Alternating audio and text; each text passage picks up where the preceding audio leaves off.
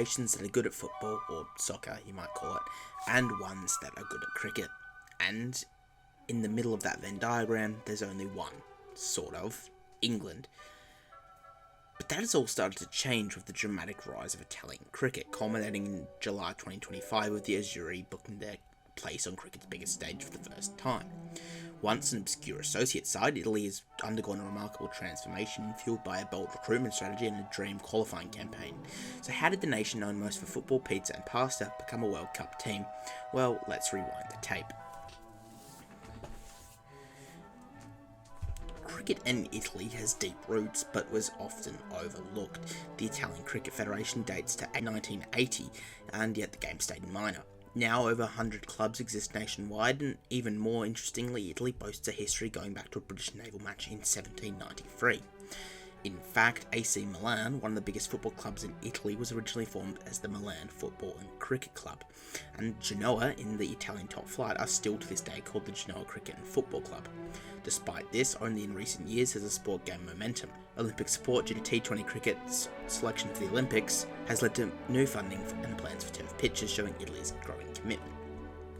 Still, on the world stage, the Azzurri were considered bluntly outsiders.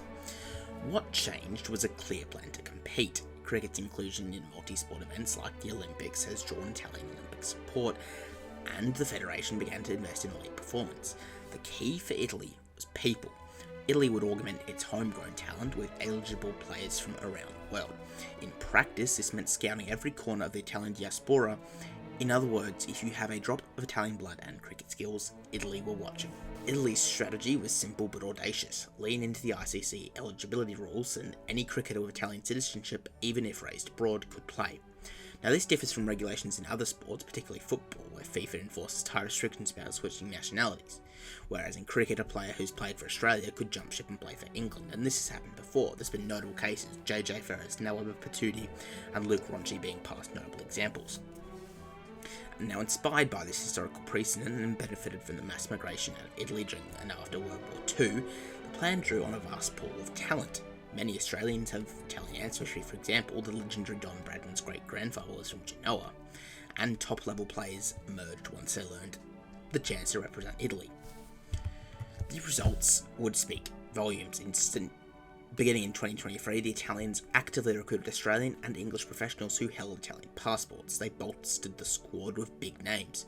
South Australian and Big Bash star all-rounders Ben and Harry Menenti from Australia, county stars like Emilio Gay, Grant Stewart, Jade Jernbach, and they even attempted to get Spencer Johnson to play for Italy. The assistant coach was Kevin O'Brien, the hero of Ireland's 2011 World Cup centurion, and he noted that the squad all has a really similar story of uniting family ties in cricket. But the real final piece in the puzzle came in 2024.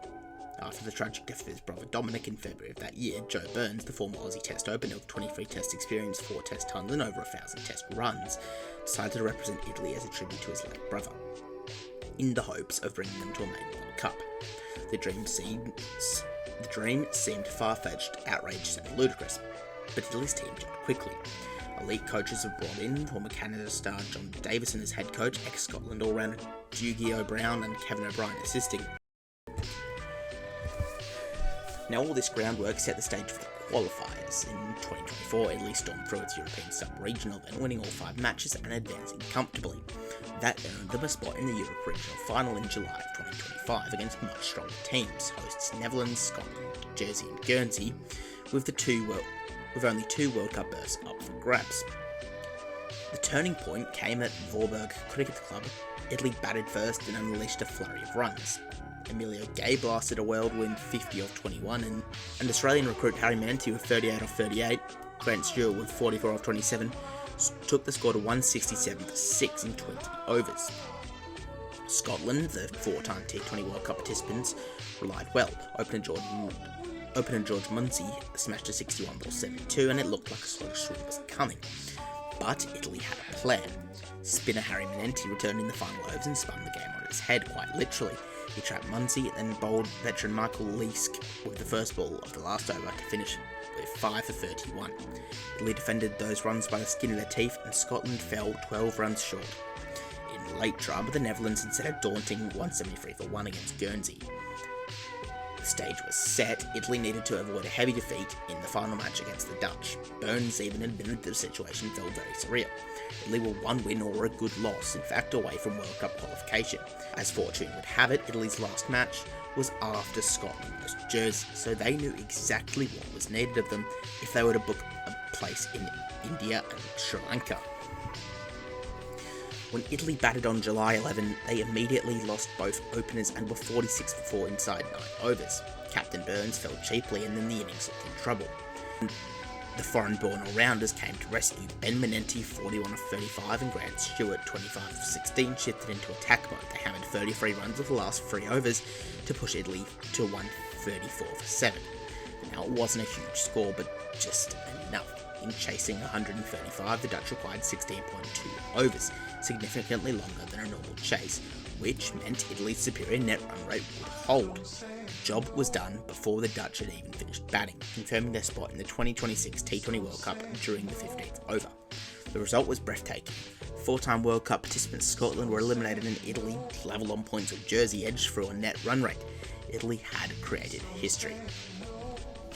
Now, Italy's qualification for the 2026 T20 World Cup means that, as of the time of recording, Italy's cricket team have qualified for more World Cups in the past 10 years than their football team. A stat that would seem ridiculous 20 years ago. In fact, if you told someone 20 years ago, after Italy had won the 2006 FIFA World Cup, they would have laughed at you, they would have probably declared you insane then and there. But due to the recruiting and hard work the cricket team put in and the misfortune of their football team, 20 years later it is in fact the truth. Italy are actually in a playoff to qualify for the FIFA World Cup now, and so this stat may or may not even get worse. But this is more than just a one-off miracle, it's a payoff for years of planning and passion. Italy's qualification campaign was a realization of an idea, that a dozen talented expats and immigrants led by one of Australia's former stars could lift Italian cricket from fringe to headline. Kevin O'Brien's words rang true. The players grew and developed together, and even attitude and professionalism have reached new heights. The story is still being written though. The team dreams of testing themselves against the world best, and they have been drawn in Group C alongside England, West Indies, Bangladesh and Nepal, and with the top 2 teams going through. I wouldn't write the Italians off just yet. Not at least until the first ball of Kolkata is bowled against Bangladesh. For now though, they'll be underdogs again, and that's fine. In their eyes we see the spirit of associate cricket, innovative strategies, global talent and an underdog heart. Italy has showed with dedication any team can dream big. As Ben Menenti put it, it's not going to happen overnight.